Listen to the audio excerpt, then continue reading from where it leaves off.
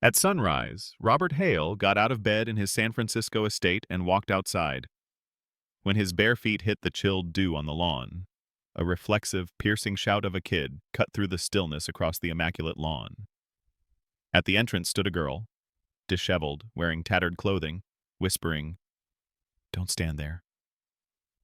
Looking down, Robert saw wires under the paving stones, an easy but deadly electric trap. Despite the rage burning within him, he did not notify security. Instead, he quietly called the police. In less than an hour, the grounds had been combed through and the improvised device safely dismantled. The girl identified herself as Ellie. She told him she'd been in a shelter, one of those that Robert had, at one time, sponsored. Her mother had disappeared, and the rest of the children were gone, never to come back. In her eyes, he saw terror, but also a glimmer of hope. A hope that made him think of his deceased brother, Brandon. That was when the search for answers began. Robert waded through dusty files about the Greenfield Project, a project his business had previously supported to resettle poor families.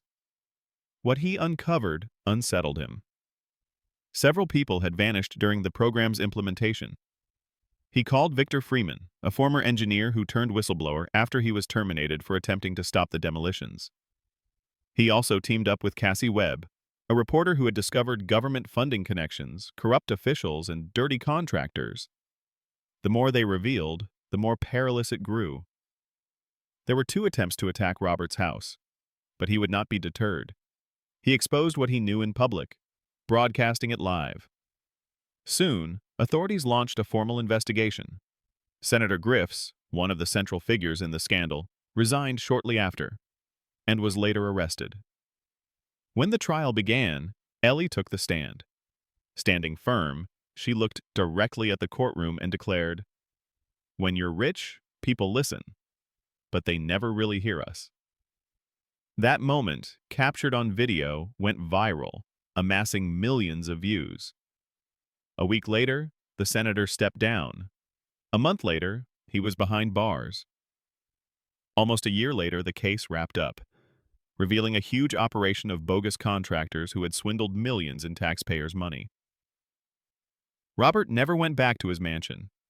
He gave it away to a charity that worked to safeguard vulnerable children.